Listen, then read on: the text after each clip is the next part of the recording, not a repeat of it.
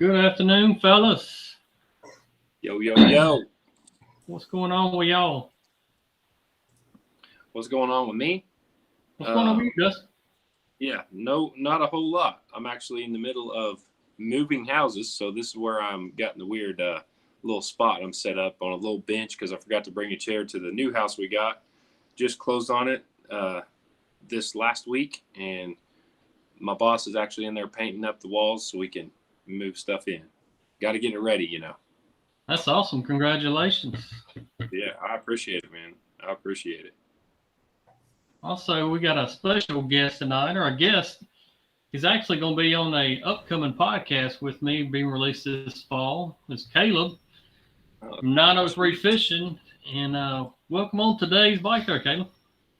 I appreciate it, Brad, for having me. Let's talk some crappie tonight.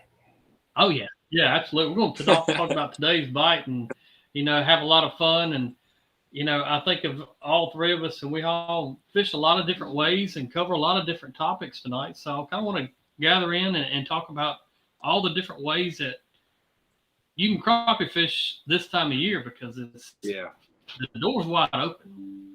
It is. As both of you guys know. But Caleb, tell everybody watching and listening, what have you, a little bit about yourself.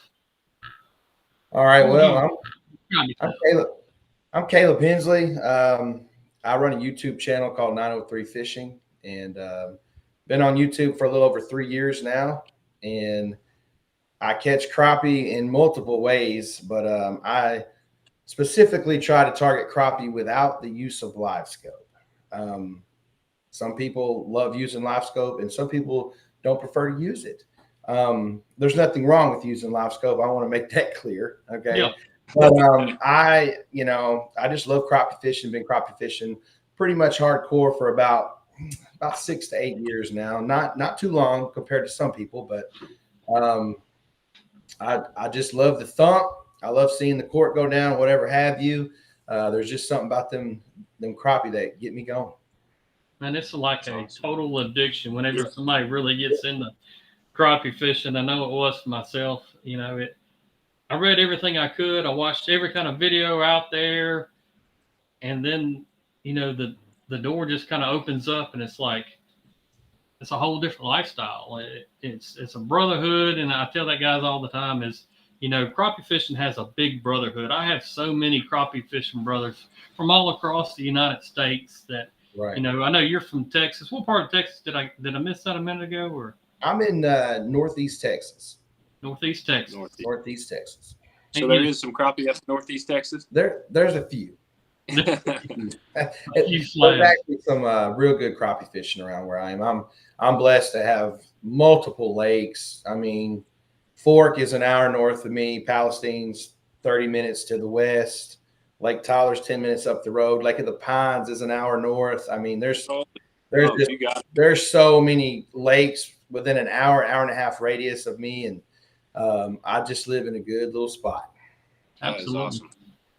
Awesome. I think of you, and like I said, we did a topic that's not really discussed a whole lot on, at least everybody does it. And it's a lot of people that know it as far as bank fishing goes. And I've watched some of your videos, and man, you get out there and put a stomping on them, from the bank all the time. And there's a lot of people still doing that. And I think we've gotten the mindset, or some of us got out of the mindset, that you got to have a live scope. You got to have a boat to catch crappie. And man, people were catching crappie before live scope ever was even thought about. And, yeah, for sure. But I definitely, like I said, appreciate you coming on tonight. Appreciate everybody chiming in. We're getting a lot of comments, a lot of people watching. I go through the list real quick, but I see Ricky, you got Daniel, I got Dustin, Billy, Marty, Keith, Jeffrey, Holden, Higgs, Dale, Jay, Nick. Appreciate all you guys chiming on here every week with us and making it going with us. Could not do it without you.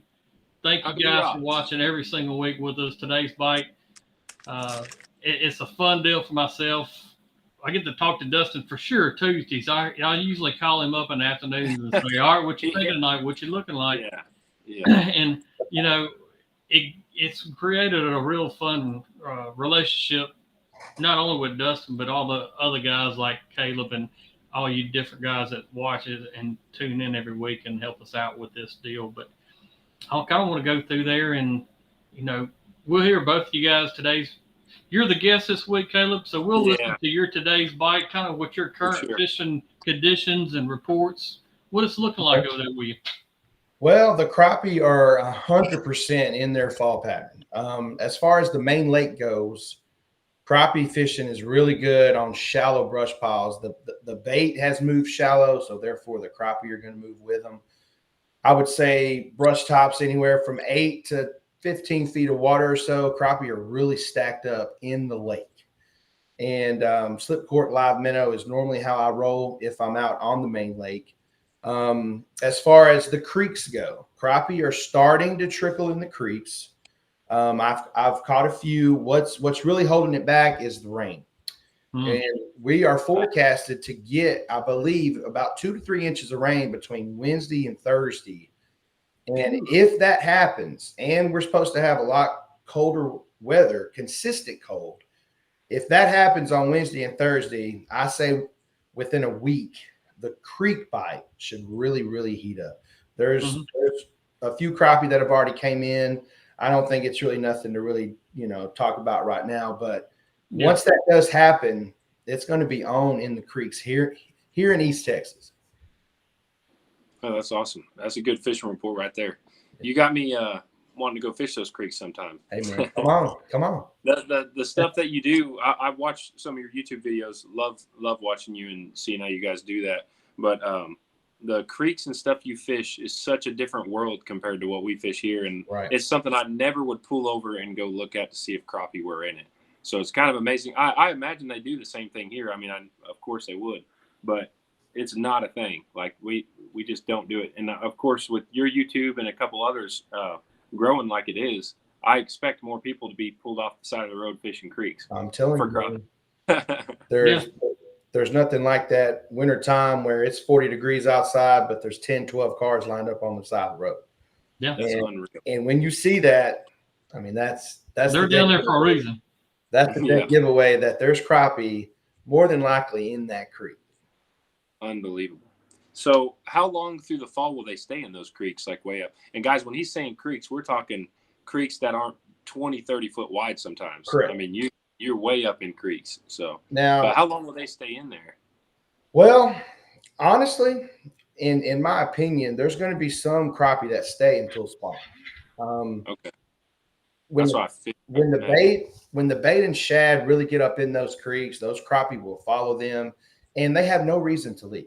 If there's bait in there, they have no reason to leave.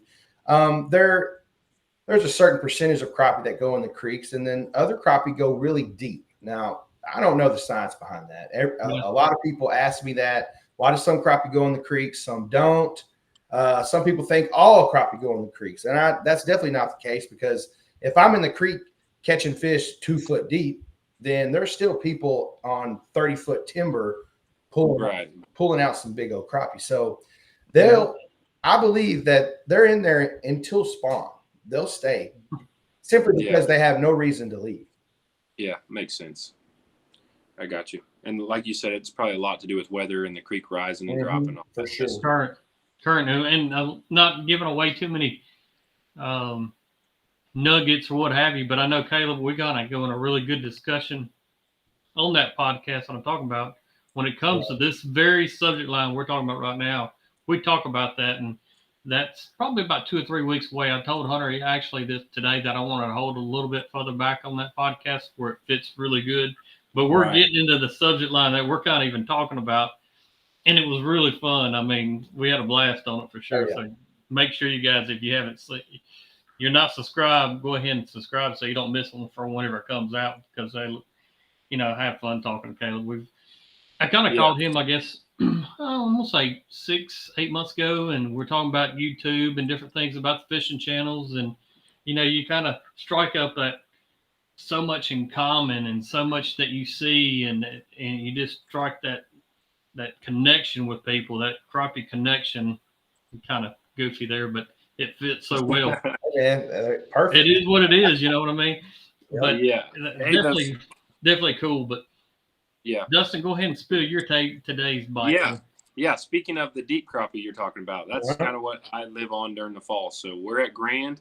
Grand Lake is a different cat. It's a clear water lake and not a lot of deep structure, but the fish want to go deep. So they'll ride the bottom around that 30 to 50-foot range right now, or they'll be suspended under docks or whatever that deep as well. So they'll find structure and things to hide, like the cords off the docks that are like 60 foot down there, or they're wallered on them. Just a lot of different ways to catch them deeper, but you have to have certain spots in the lake, and it's almost funner because there's fewer structure for them to stop at. So when you find the right structure that deep, man, they are just ricked in there, and that's what we're finding right now. The last, I don't know how many days straight that we have whacked them out here on Grand, but it's been a massacre. We've been beating them up pretty good. I'm behind on my guidepost, but I'll catch up with it here soon when I have some time. With us moving and everything, I'm just got enough time to guide, run back to this house. So, but we're beating them up, dropping a split shot above an itty bit. That was going to be the bait of the week, is an itty bit slab hunter. It's the bite was super before these last 2 days. Last 2 days, something has triggered these fish to, they've all fired up. You drop down there, it's a limit before you know what happened, and we're whacking them. But about a week before this, the fish were in this real weird funk. I could find just gobs of crappie, but I could not get them to react to a bait or hardly move. And they were just, you'd catch 1 out of 100. I mean, it was tough. And we were still making it work because you just keep bouncing and get 2 or 3 fish here, 2 or 3 fish there. I always tell my clients, if we catch 1 fish at a spot and we get ready to move, I'm like, hey, we only need 30 more spots if we catch 1 at each spot. There you go. And thankfully, I've got that many spots. So I'm willing to do that. So but the fish have turned on. I don't know if this front pushing in. You can tell I'm soaked. I ran out to the truck and grabbed some stuff for this video, but it's pouring rain. It's blown in a front. Like 2 days ago, we had a real big wind push this in, and it's kind of here to stay for a little bit. The next few days is going to be rain and just trashy weather. And I got a feeling that's probably what fired these fish up, because they just have started wrecking our baits and doing real good. So that is my water temps around in the morning. It's 62-ish, and it might get up to 65. You know, so yeah, that's kind of where we're at. I'm on the dam side of the lake. So it's a lot deeper water, 100 foot of water, you know, a lot of places, 120. So it's a little clearer, a little cooler where they're at. But man, yeah, we're wrecking them. My setup, I brought one of these bad boys because I get asked a lot with people around Grand with these super deep fish. I've lightened all my line. I went through my reels here. When I've had bigger groups, I kind of get stressed out how I'm going to fish a lot of people on these piles of fish. So I get the 7-foot dingo from Huckabee Rods. That's probably one of my favorite all-around fishing, because we're dropping straight down 9 times out of 10, or just pitching to them. And I dropped everything down to a 4 or 6 pound fluoro. Usually I'm using a lot heavier line because we're dropping 10 foot of water and dropping on brush. But I've dropped my line way down. I got Seagar 4 pound on this one, I believe. But when you're dropping that deep, you don't want to wait 30 minutes for that bait to get down there. So the lighter the line, the faster it gets down there, and it gets down there quick. But I've just got a split shot above that 30-second itty bit hook with a bluegrass. And guys, that has been doing them dirty. That poor jig head is beat up real bad, but that's a blue jig head, Crappie Pro jig head with a bluegrass slab hunter and itty bit. It just seems like I said, they've been picky, so I've been doing a real small bait, trying to get them to bite a little bit better. But today was lights out. And I mean, if you dropped in the school, you were guaranteed a fish. You know, for myself, I've fished 2 different lakes this week. Of course, Ross Barnett. And also I actually went to another lake, that Eagle Lake, and tried it over there. I actually went over there and long line trolled with my wife. And that's awesome. We got a little late start. You know, a lot of times when you get your wife or better half in the boat with you, hey, stop there. Get up at the daybreak with you. We already know. She's in the room. I don't think she can hear me when I said that, but thank goodness. You know, you can't get up at that 4 or 5 o'clock and get there at daylight. And so I had to kind of wait around, and finally got in our boat about 10 o'clock that morning. And we just had a couple of hours to actually get out there and look in the lake. And the lake was water perfect for Mississippi water. Anyway, it's about 3 to 4 foot visibility, which is super clear for us. Yeah. But you know, one thing that I picked up on and I saw on the down imaging was there were crappie, or what I would consider crappie marks, and schools of shad all mixed in the water column, all the way from the top to the bottom. Really, I'd say about 8 foot and then down.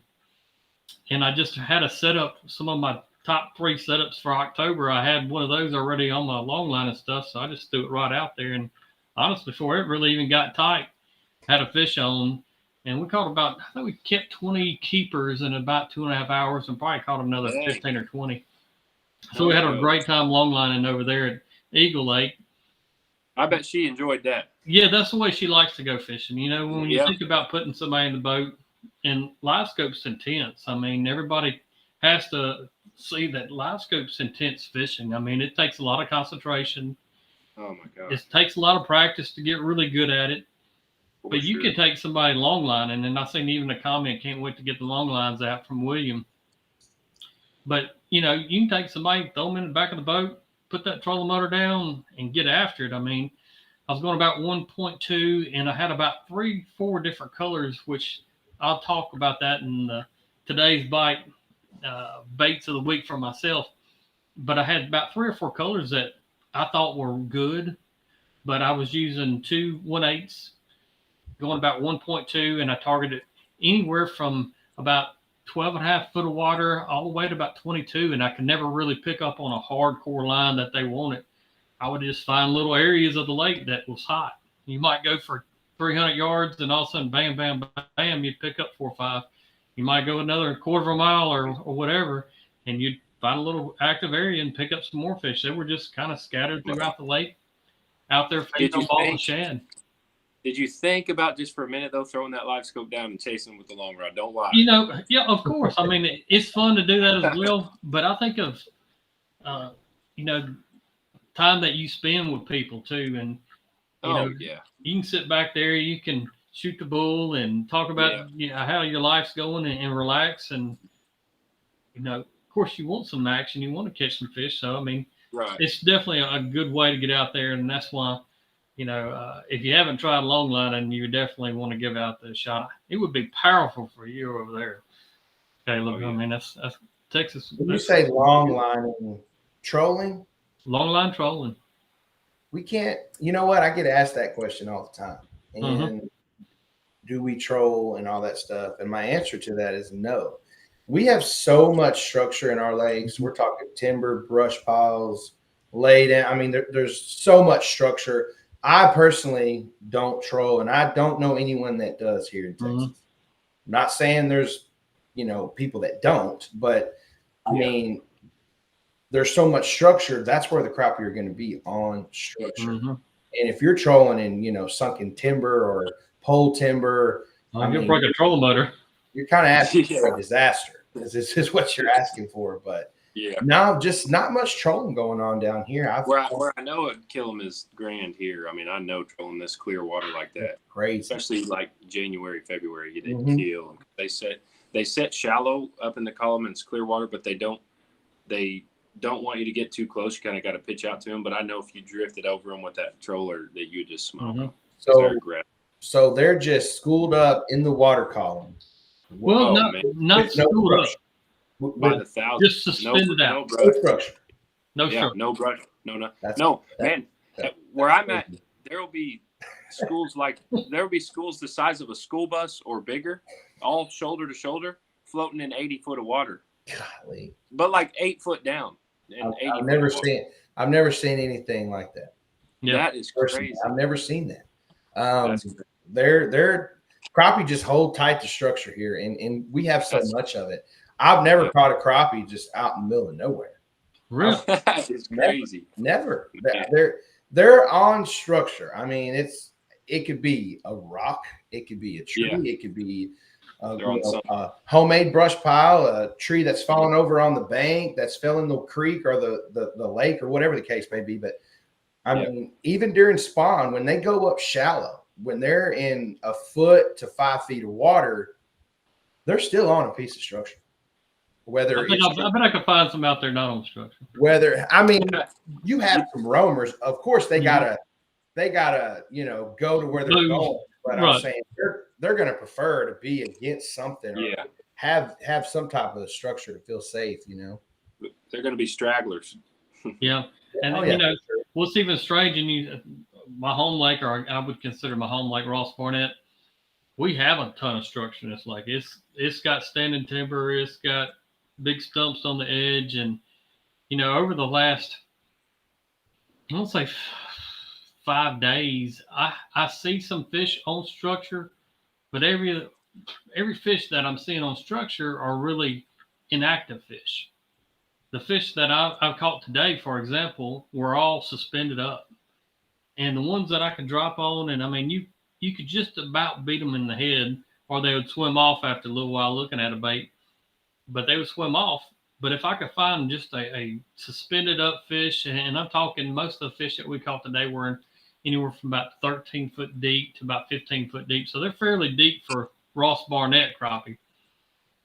You had to drop it on there, and they're really slow, a slow presentation. And then, like I said, even from yesterday, I'm over at a different lake, which is within about, I'm going to say within 2 hours apart. And those fish wanted the baits moving 1.2. And, you hear, Caleb's catching them shallow. Then Dustin's over here, you're catching them 40, 50 foot deep or whatever. Yeah. That's what's so wild about crappie fishing to me is, there is nothing set in stone that these fish will do. And that's kind of, I think a lot of guys, you think of crappie fishing, well, it's only going to work this way. And that's the only way it's going to work on their mind. And if you go to the lake like that, the crappie guides will fool you a lot of days. And they have me so many times, it's not even funny because I have a mindset. These fish got to be doing this today. This is the perfect conditions for these fish to do this right here. And then you get out there and they're not doing the complete opposite. I'll tell you what, yeah. Wow. Yeah, that's exactly right. This year's been different than most for me on that aspect of things. But let me tell you something about how deep we were fishing today. This is what's fun when they get this deep is the worst feeling ever is one of my clients hook a good one and it stays on for about 3 cranks and comes off. And you're like, man, I know that was a keeper. I seen it come up there. That was a stud. Well, now if that happens, they come off, the fish gets to bend so bad, it just floats all the way to the surface from 50 foot down there. So I'll just wait. I'm like, no, he'll be up here in a minute. Just reel in. We'll get you set back up and get you back down. But he'll be up here. They're like, what do you mean? Boop, it'll pop up like a bobber. They just stoned. Their eyeballs are popped out of their head, and they just sitting there floating. Yeah. So that was pretty dang cool too. You just pick up the ones that they miss. Yeah, and I want to go back and I want to read some of these reports, and that's even I talked about fall fishing reports, and there's so many different ones. And guys, if you've got some, your today's bite fishing reports, throw them out there. But I want to see some of these reports. Maybe Dustin can jump ahead of me right there and give us a couple. Yes, but sure. Listen to these reports and why they are. Chad Rogers said the big fish do not socialize with large groups. And I agree to that to an extent. It's small groups, not large groups, but it depends on what you think a large group is. If 30 to 50 fish, I've seen 30 to 50 big ones rolling together, but not the groups of thousands I'm talking about. So that's definitely a true statement. I've never seen them in big congregations for sure. But mine is loading as well, Brad. But I seen that there was a question for Caleb on his slip corking.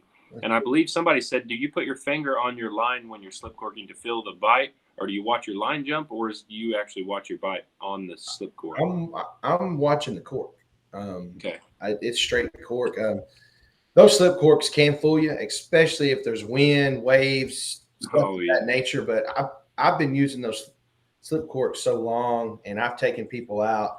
I run a couple guide trips in the summer, and if you've never used one, those crappie will bite that sucker multiple ways. I mean, sometimes they take it straight under.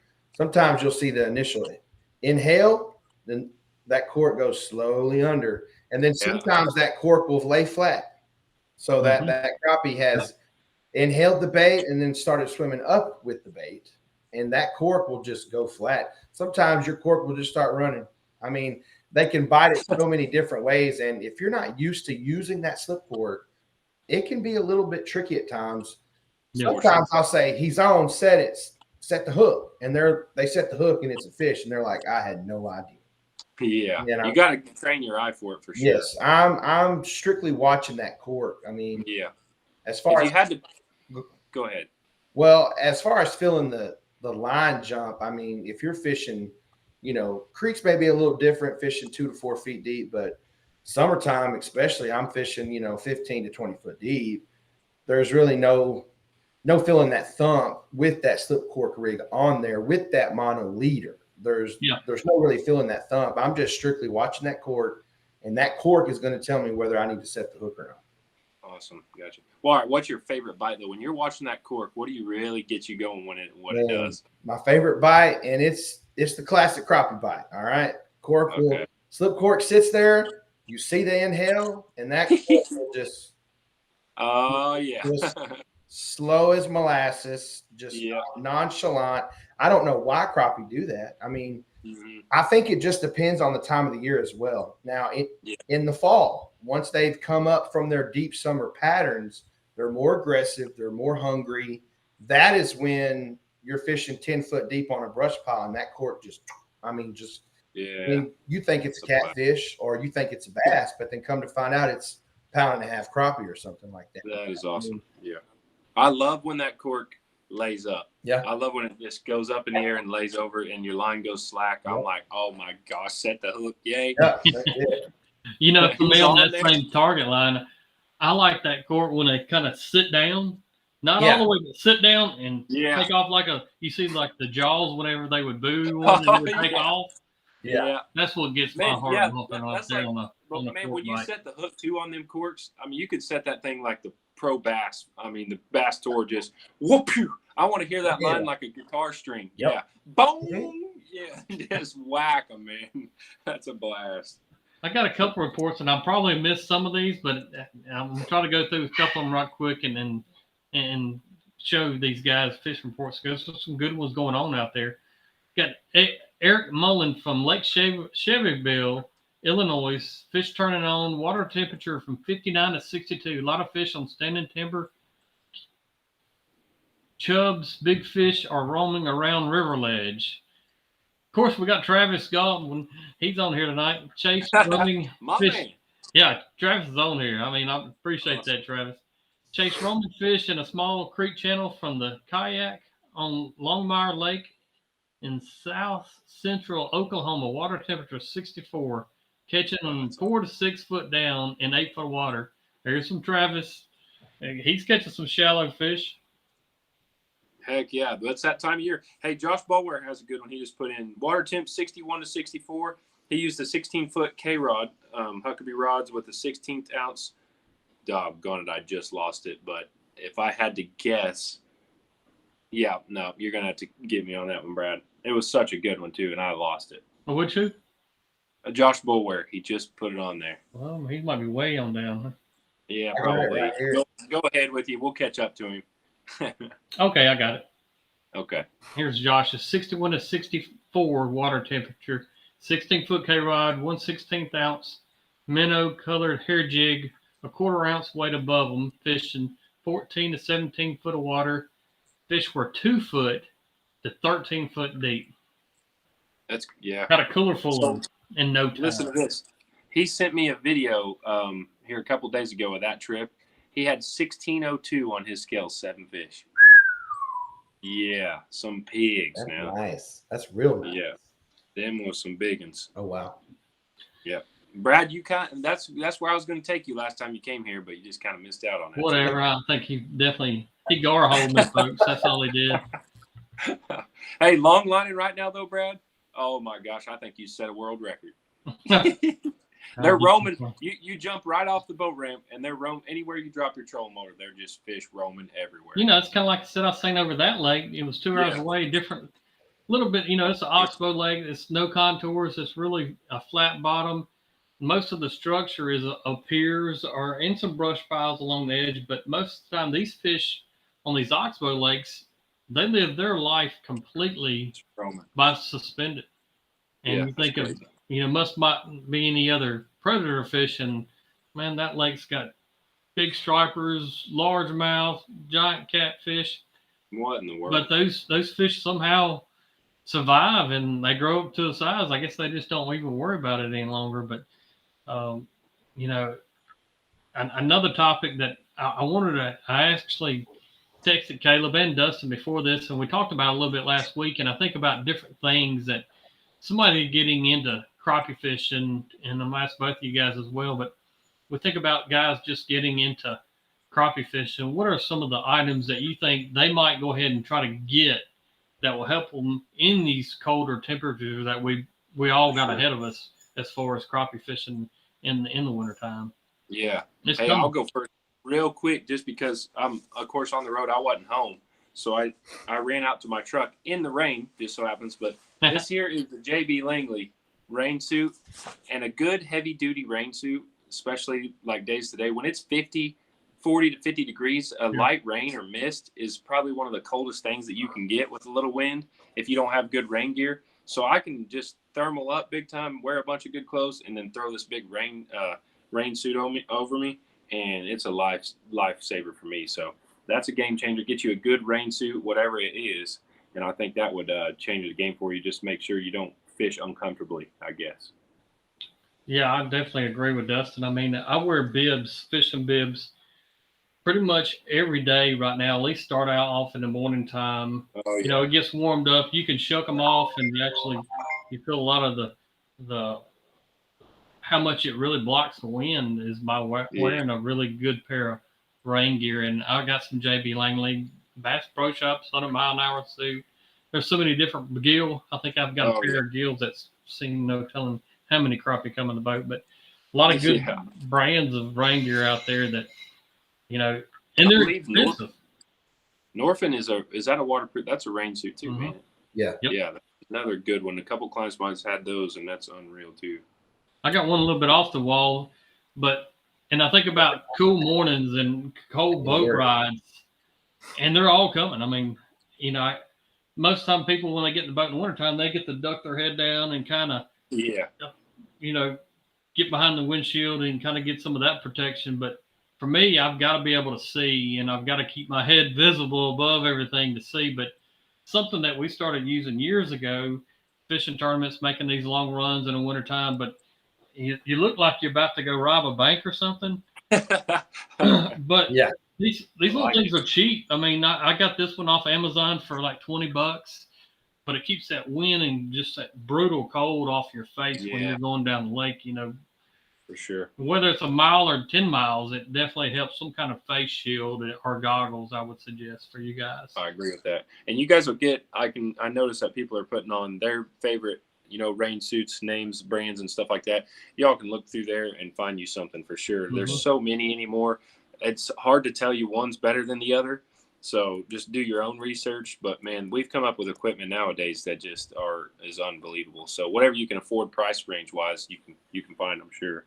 It's kind of like anything else, fishing equipment wise. I'd be like, hey, if you've got to save up an extra 2 weeks, go ahead and get some quality stuff. Yeah. And like I said, there's so much good quality gear. I'm not going to say one's better than the other. There's a lot of really good brands out there when it comes to rain gear.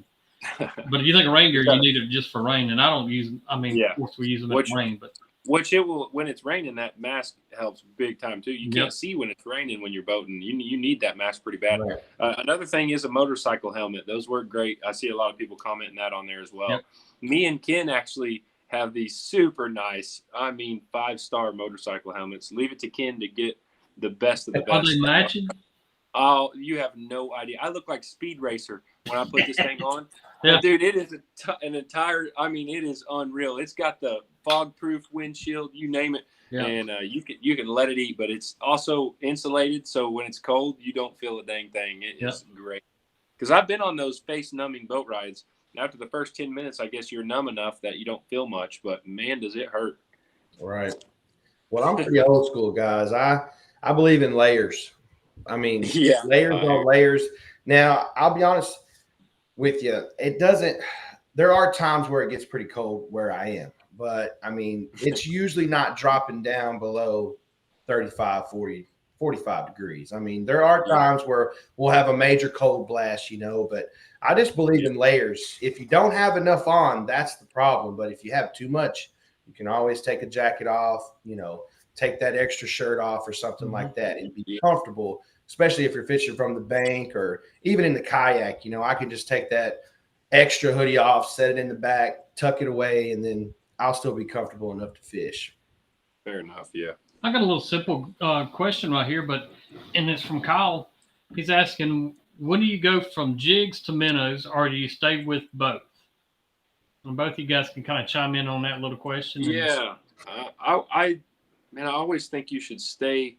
Depending on how much you get to fish and stuff, staying with both is not a bad option. If these fish are aggressive, I'm using a jig all the time. I mean, and anymore, everybody's got plastic that's coming out, especially Bobby Garland baits. There is a plastic out there that if they're biting a minnow, you can get them to bite one of these plastics from Bobby Garland. So it's hard for me to switch to a minnow when you have all these options now. But if you are really wanting to put fish and bring fish home and you can't get them to bite anything else, a minnow is the hardest thing to beat, in my opinion. And so that's where you probably want both.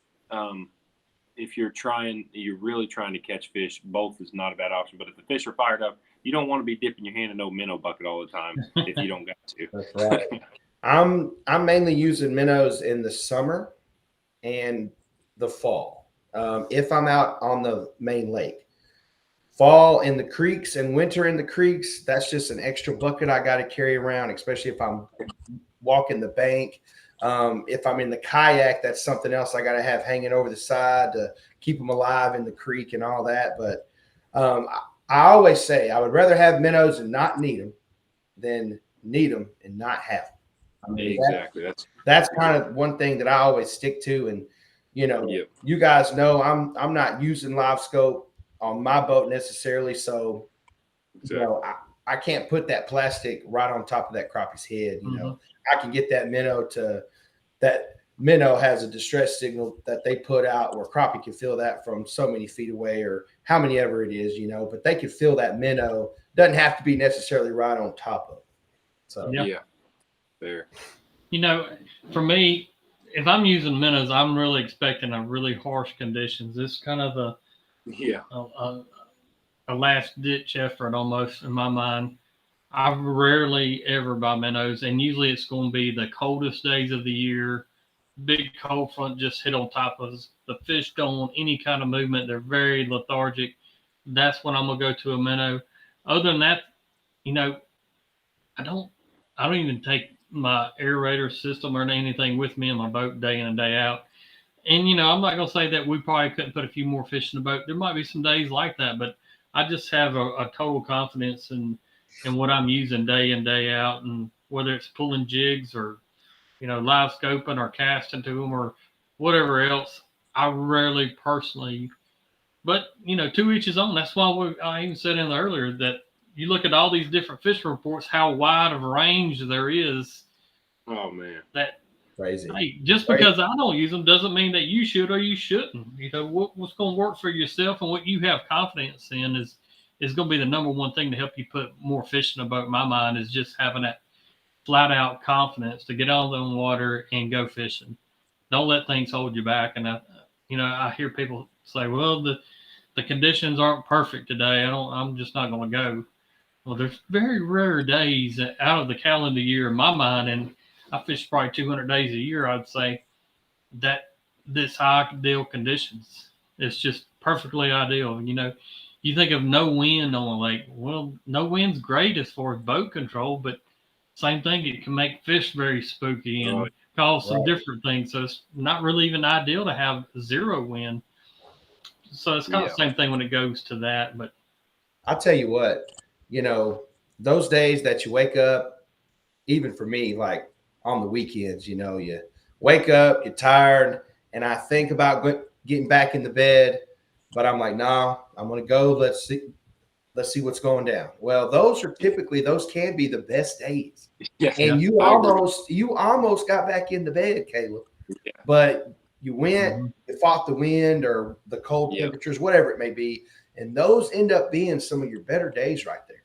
Yeah, that's a fact. I actually have killed my biggest deer doing that same thing. Is just I'll roll over and tell the wife, man, I ain't going. She's like, you've been this many times, now you're gonna go, and then you go out and you freaking kill.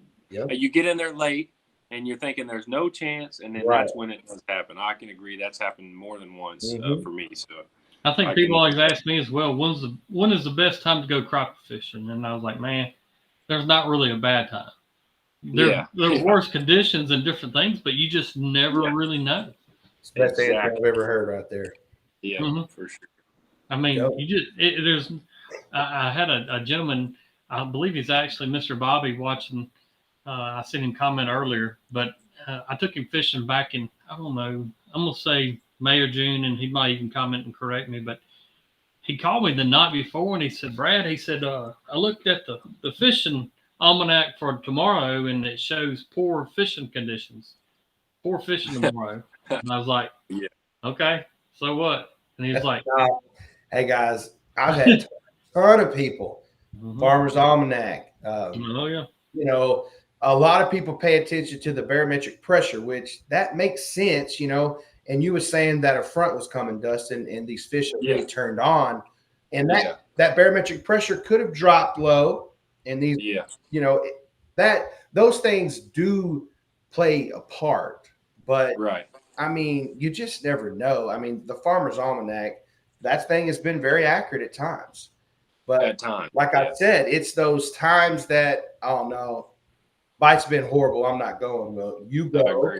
You hear from a friend or a buddy that the bite hasn't been too great, and you go and slay it. So whether you're doing something a little bit different than your buddy was doing, or maybe you're using something different, I say go fishing no matter what. Yeah, go crappie fishing, guys. They say a bad day of fishing is better than a good day at work. Hey man, for sure, for sure.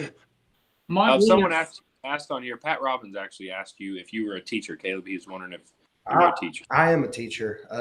I teach elementary physical education, kindergarten through 5th. I'm in my 9th year of education in Texas right now. That's awesome.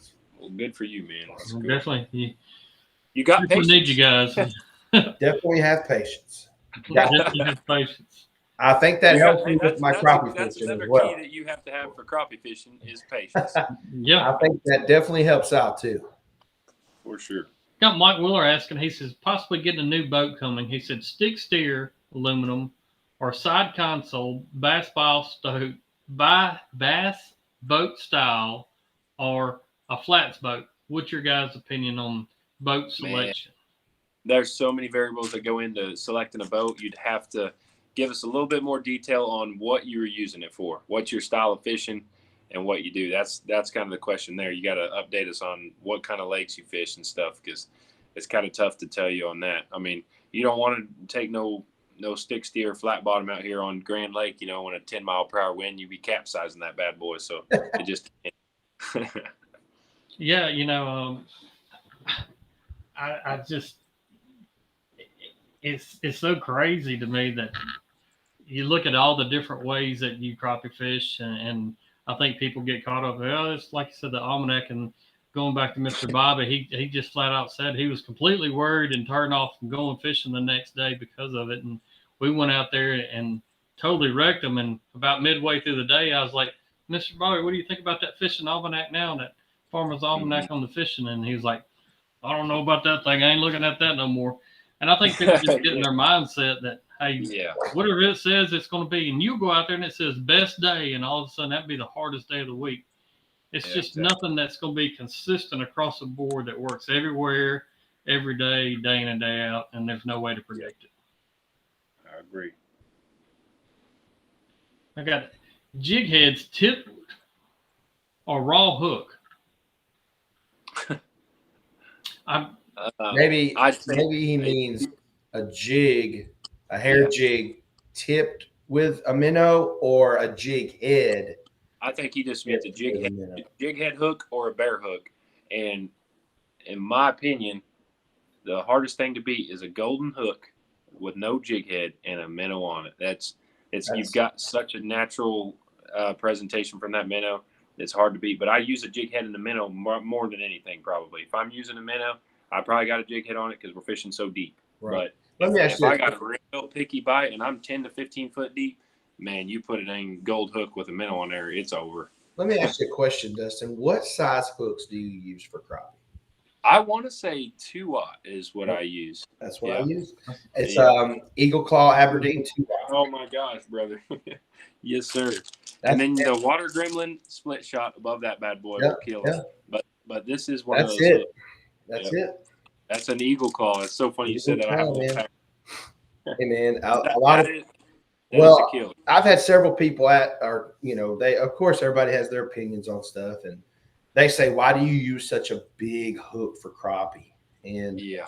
I mean, honestly, I didn't know that was a big hook. I mean, that's what I use, and it's worked for years. And if it ain't broke, don't fix it. That's kind of how I look at it. I mean, and they got big lips on them, so they're gonna they get it in there. right. I'd say you nine times out of 10, that hook is right in the top lip, just in the soft part, just past the little, the edge of that lip. And I mean, that's exactly where you want to hook them. Heck, sometimes I have a hard time getting that hook, even just that hook, out of their mouth. I mean, in there. It's in there. So yeah, that's probably the best all around. I mean, if you really got a picky fish, because you can also that hook has such a body on it, you can run that minnow. That hook pops out about halfway through that minnow, so you got when they touch that thing, it's got a hook in them. Yep. Yeah, I haven't noticed this, but I think it's a really unique question.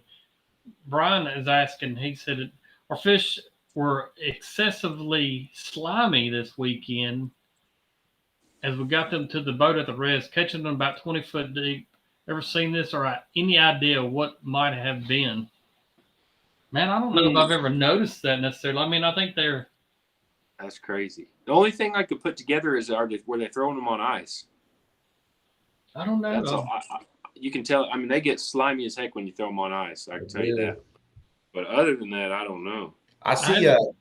Kyle Davis says, "Was that a 2-aught or just a 2?" 2-aught. 2-aught. 2/0. Yeah. A lot of people get that number 2 or a 2-aught confused. I believe the number 2 is smaller, correct? Yes. Yeah. How it goes is like typically in crappie fishing world, you got like a number 10 hook, and that's going to go all the way down to a number 1 hook, and then once you go off to a 1-aught, it's the smaller size of the 1-aught series. So like a 2-aught is a little bit bigger than a 1-aught. A number 1 is actually smaller than a 1-aught, and then that scale goes up to be smaller. On the opposite side of things, on the aught size, and I'm talking like a 1-aught, 2-aught, you rarely go up any higher than a 2-aught that I've seen in crappie fishing. 2-aught's about the biggest. But you see those big catfish hooks, some of those will be 8-aughts and such like that. But for me, I like a 1-aught for as jig heads if I can find them, but I do use them as small as like the itty bits, which is crazy. We're talking about how small even these little hooks are. This is a 1/64th, and that's probably, I don't know if you guys can see that bait on there, how small these hooks are.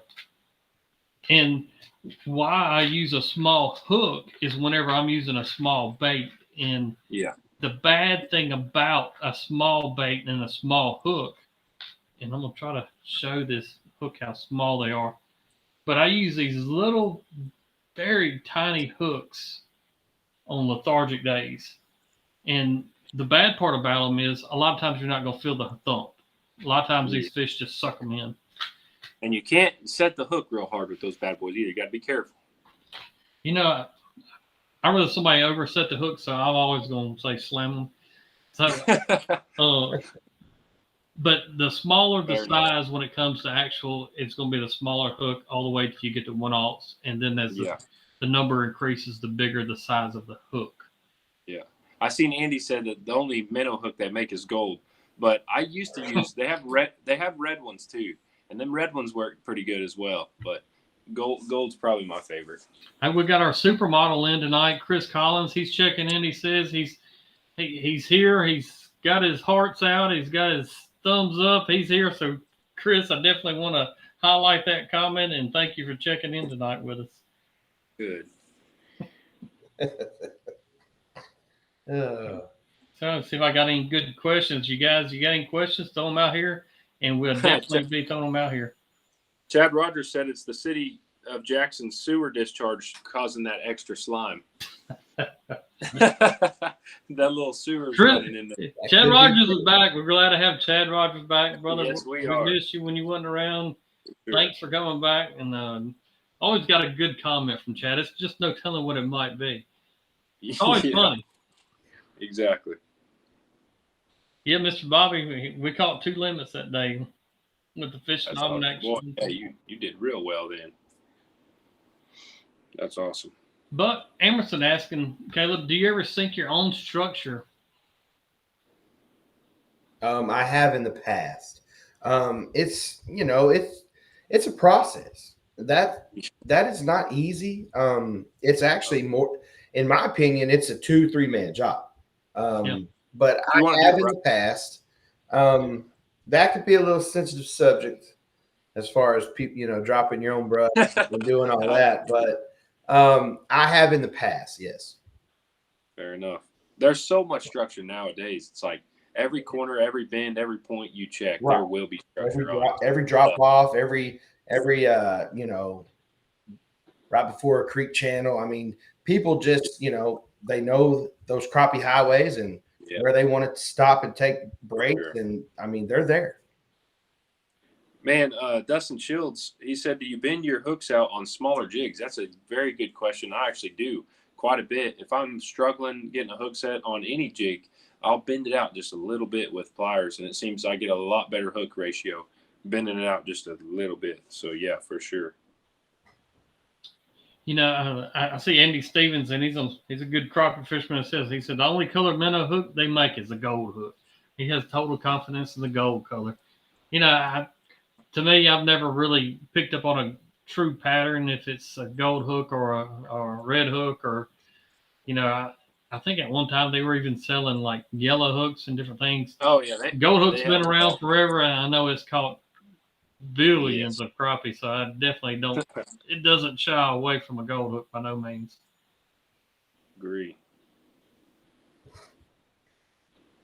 We'll go ahead down here.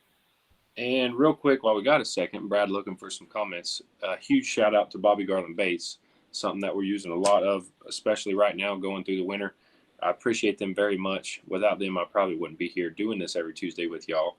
And if you want to order these baits, I know I showed you the bluegrass, but this is a good commercial that I'm doing real quick. But this is the threadfin shad, I believe. Yes, threadfin.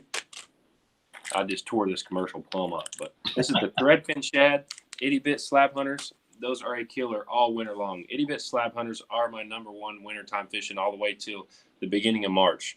Lurenet.com to get those itty bit slab hunters. Lurenet.com, and you'll thank me later. Okay, Brian, go ahead, Brad. He's asking, do any of us guys tie our own jig heads? Just getting started with crappie and wanted to give it a try. Brian, I did pour my own lead jig heads at one time, and we made our own bladed jig heads, and we got into it's a fun hobby as well. Tying your own jigs, definitely, you can make them as you see. The possibilities is endless on the combinations, and there's days that I like feather jigs or squirrel tails, and there's all different ways to tie. There's something about catching your own fish on a hair jig that you tied. It's definitely something you should try out. I would recommend tying your one on. It doesn't have to look good to catch a fish either. If it looks like somewhat of a bug with some fur on it, and then fish are aggressive, you'll catch one on it, and it's a pretty good feeling. So I definitely would recommend tying you one up and going for it. I got to see this. Even another report from Raccoon Lake, Indiana. Fish are shallow, 4 foot, holding tight to cover, similar to spring fishing, light bite but steady. That's kind of like Caleb was saying even about the wintertime, even over in Texas. Yeah, sure. That's crazy that he says, you say fall bite, they start getting aggressive and smash, and it's complete opposite here. They start shutting down, slow biting, and soft. Wow. So that's crazy. Maybe, where are you fishing at, Dustin? I'm in Oklahoma, but I'm thinking if I'm fishing for these deeper fish in clear water, all I can think is maybe those shallower fish with all the bait fish around them, they just get a little bit more aggressive. That's probably what it is. Yeah. We've got Dalco. He did get on the part of it. Dalco Turner, he won the amateur side this weekend on the Reyes, so appreciate Dalco coming on tonight. Nice. Congratulations. Congrats on that. when I also, Caleb, on those deeper fish compared to those shallower fish, you got a huge difference in water temp, I believe. Like 50 foot down there, that water has to be like, what, high 30s probably or 40s. And the top of the surface is going to be 60, 65 degrees right now even. So it's got to be a bigger difference as well. For sure. And they're probably, you know, just not as lethargic. That's exactly right. Mm-hmm. You know, I see a comment on, and that is you talking about a touching subject line, and it's what's your guys' opinion on selective harvest? You know, I'll go ahead and start off that dance. I think there's some lakes that harvest is a very necessity. I think that you can hurt lakes without high harvest rates. Just what the conversations I have had through the years from the Crappie Connection side of things to in-depth, in-person meetings with different fish biologists. I don't think there's one thing set in stone that covers the whole blanket when it comes to crappie fishing. Just like fishing patterns, different lakes have different needs. There's some lakes that don't need a lot of harvest because their population's low right now. Lake Washington kind of comes to my mind. You know, you think of Okeechobee in Mississippi. That's a lake that needs a high harvest. That lake needs more fish taken out of it right now. Ross Barnett, that lake is full of fish right now. High harvest is a good thing for that lake. So I think it's something in my mind that it all depends on that body of water. There's no flat out good connection or good one answer thing to fit everything. What's y'all's limits and size limits where you are? Yeah. Yep. We're 15 fish. 15 fish a person, 10 inches. 15 at 10. Yeah. What are you, Brad? On mine, on Ross Barnett is 30 fish a person, no size limit. Now, Eagle Lake is 30 fish a person, and they have to be over, and that's the key word there, over 11 inches to be a not touching 11, over. No, don't touch 11. You got to be over 11 inches. So it's kind of different. I'm in Texas, 25 per person per day at 10 inches. So, got you. I mean, I think the biologists are doing their jobs, and if they see anything that needs to happen or change, I believe that they're going to do that. Yeah, I mean, that's the only thing I can tell people. As long as I'm I'm inside the laws and I'm not doing anything that I'm not supposed to be doing. If somebody's keeping their limit and they're not keeping small fish or undersized fish, I mean, what? Yeah, exactly. Let somebody fish. I think before live scope, this is just my opinion. Before live scope, I don't think we would have ever had to worry about anything to do with harvest or limits, anything. I don't think anybody would have ever had to worry about what they kept. Keep them all. Keep every fish you catch if you're worried about it. But now that live scopes come out, I still don't think we've had enough time to quite know, but I think we're going to learn in the next couple of years what I think within 2 to 5 years, if nothing changes at all and we're still tearing big fish up and everybody's catching limits still, I don't think we have to worry. But in the next 5 years, if things do start changing, then yeah, I think selective harvest might turn into a bigger deal. I agree with that. I agree. You know, to me, even it goes back to why we partner up and do some different things with Crappie Forever was, you know, we're tagging some fish in some different lakes to kind of get some even on our opinion on what could be happening with lakes. And, you know, my biggest suggestion when it comes to that was get involved with some crappie tournaments and some crappie clubs like Magnolia Crappie Club here in Mississippi. It's been around forever.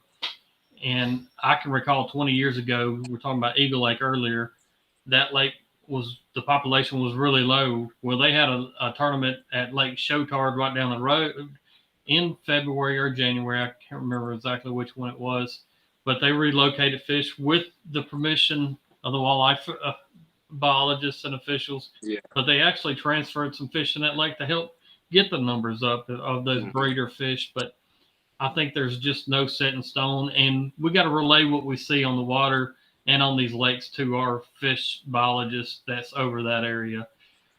Those guys, you know, everybody wants to do a good job, and I honestly feel like our Department of Wildlife in general, as a whole, want to do a good job. They want to protect the lake, and they want to make it even better than what they found it in. So Relay what Yeah. you're seeing to your biologists in your areas, good, bad, and ugly. So, Brad, before live scope, in your Mhm. opinion, what do you think? I mean, could you imagine the numbers difference between crappie harvested this year and 10 years ago? How many were harvested in the U.S. this year compared to 10 years ago? What do you think that? I mean, you that's know, got to be ungodly. It's you got say that to be. it's higher It than is, it was for. There's no doubt about it. But there was a lot of fish caught beforehand without live scope. man, but there's no way there's even close. I bet it's in the millions of how much more. I mean, it's got to be that, in my opinion. Like the lake that I grew up fishing, you could go on a weekend, even on a Saturday, but especially during the week, like a week in the fall, nasty days like today. I went to 4, 5 different spots that I'm normally going to fish and never see another boat on. And there is a boat with a live scope fishing on every brush pile I go to. And that's just like, instead of them not bringing but 2 to 5 fish home, they're bringing a limit of 10 to 20. I think it's got to be an unbelievable amount, but I may be wrong. I may be wrong. Yeah, I mean, it goes back to, I think the old wise saying is, keep what you need and turn loose. Yeah. Well, Right. it's just like Mr. Mitch Ward says in the comments right here. We also got to think about it. He says way more crappie fishermen now than there was 5, 6, 7 years ago, even before live scope. So I mean, Dustin, that honestly just puts a stamp on what you're saying, in my opinion, that there's definitely way more crappie being caught and kept now than there was years ago. I mean, and you got people like more boats are being bought. Everything's just going unreal. I don't know. I just feel like it had to be insane. So if nothing changes in the next like 5 years, lakes don't hurt anymore. We're still catching 2-pound fish. Grenada's still putting 3-pound fish up. Right. Then we probably won't have nothing to worry about, because I think in some circumstances, some of these lakes might get it way better. Yeah, that I agree with that as well. There's some lakes here that are like 3,000-4,000 acres big, and it's getting hammered every weekend. They're catching 2-pounder after 2-pounder and just smashing. And it's 50 a person in Kansas, Caleb. So 50 in a person and no size limit. And these guys are going and catching 50 a person and no size, and they're all just catching giants to 6 inchers. I mean, they're keeping them all. And this lake is still unbelievable. So I wonder how long it lasts like that. I'm so curious to see.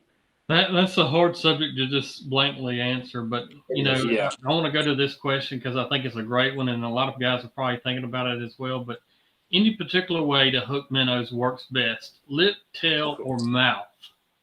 Man, hey, you're trying to pull out all the secrets here, man. That's pretty tough. I feel like there's a few things you can do to make a minnow just take a crappie to another level and kind of work them, I guess. But I don't have a minnow here to show you. Right. But you can kind of you can hook them all. I bet I have 5 different ways I can hook a minnow. One of my quickest ways that I hook one a lot is go through the mouth, out behind the back of the head. And it doesn't go through the brain, so it doesn't kill them. It just goes out behind the back of the head and drop it down, and it's going to swim just like a jig. And that's one easy way right there that you can hook a minnow in. And I do that a lot. So that's probably a tough one. We had talked about this on the phone earlier, Brad. I got a short on YouTube. I mean, it's just taken off 3.5 million views or something. And people are just, what I do is now, my reasoning for this is bluegill will be on the brush tops with crappie. Okay. Yeah. And I basically I call it thread the minnow on. It's almost like a Texas rig. Okay. Through the mouth, out the gill, and back through the top of the back. Now, there are a couple of, good things that come from this. One, these bluegill cannot swipe that minnow and take it off. If you have that minnow hooked through the top of the back, the tail, through the eyes, that, a nice sized bluegill can just take that minnow off. One swipe, easily. You got to re-put it. That's money out the window right there, Especially nowadays. Oh, for sure, man. Minnows, the prices of minnows skyrocketed. The other good thing about that is I have caught, and with me slip corking with live minnows, I'm popping that minnow back to me. So you will rarely ever see me on a video throw that minnow out there and just let it sit. I'm not doing it. I'm popping that minnow back to me. I think I've caught 7 crappie off one day. Wow. Dang. Doing that type of technique. Now, there's been times where I catch one off that minnow. That crappie destroys it, comes off as the crappie's fighting, whatever the case may be. But I have certainly caught more crappie using less minnows, rigging it that way. And also, I don't have to worry about the bluegill as much because I'm continuously moving that cork. A bluegill may bite it, but here comes a crappie to take over and finally, bite that minnow and take it down. Gotcha. That's fair enough. Yeah, that's a good hook. Go through the gill, back through the back. Yeah, man. That's a pretty good one. Yeah. I think it kind of depends on what technique. Remember spider rigging through the days, we would hook them through the eyes and also from the bottom of the chin up through the nostrils was mainly how we spider rigged a lot of the minnows. And somebody said, well, why through the eyes? I was like, well, it really don't matter, if they see it coming or not. The eyes seem to come off a lot easier for me. I used to do the eyes a lot, and it just seemed like, man, you get one decent hit, and that sucker is gone. Yeah. So, I mean, it's, half a dozen or the other. I've never really hooked them in the tail. I've heard of guys doing that. I have no slip bobbers and such just for the action of the minnow itself to do it that way. I've done it before. So, I mean, it's try whatever's going to work for you best that day. Exactly. I'm trying to make sure I get any more questions on here. Caleb, bud, I definitely appreciate you coming on here tonight. It was an awesome time. Sure. Man, I appreciate y'all. Like what you're doing. Having me. And I hope to be back on. I really do. Yeah. I really enjoyed it. Yeah. And, that's what it's about. And looks like you had a lot of fans on there tonight, too. I read a few comments. Man, I actually see quite a bit of people throughout the show tonight. I've seen 903. I watch him. So that, hey guys, there's plenty of crappie fishing channels out there, and people can get things from different people. I mean, if every show, every live stream, podcast, YouTube channel was the same, I mean, what would be the point? I mean, people have different opinions. People, rig their minnows a certain way. They work that bobber different. They do different things with that live scope. Some people drop straight down. Some people pendulum swing back to them. I mean, there's just so many different things about crappie fishing. And that's why I love it, because there's so many different ways to catch them. And, I mean, crappie fishing is king. All right. Let's just say that. Yeah. My man. Let's just say that. I'm trying to make sure I ain't going to leave anybody out tonight, but make sure you go on Bobby Garland Baits. Appreciate those guys, what they do for today's bite and the Crappie Connection. And I want to not overlook it for anybody wanting to know, but my baits of choice this week, it's going to be the Bobby Garland Strollers. These three colors over at Eagle Lake this week were fire. First one's blue chrome, blue with a silver tail. Awesome. Plum Fun, I believe it is. Yep. Plum Fun. Yeah. Another new color that I tried out this weekend. And there's fried shad. There's your three colors. Go to Eagle Lake, pull some jigs, catch some fish, enjoy it. The long line of bites going on over there. Heck yes. Make sure you hit that subscribe button. Check out 903 Fishing. Caleb's doing an awesome job. Appreciate his support. And, you too. Of course, Dustin, have fun moving, Dustin. That seems like such a fun thing. If I hopefully by didn't have weekend, nothing to do, I can help you. I'm going to be doing a little bow hunt this weekend. He's getting ready. Yeah, we'll see y'all next week, 7 o'clock Tuesday. Hopefully, I'll be out chasing some deer and in some camo talking to y'all. All right, I got Brad Chappell signing out. I'm going to say holla. See ya.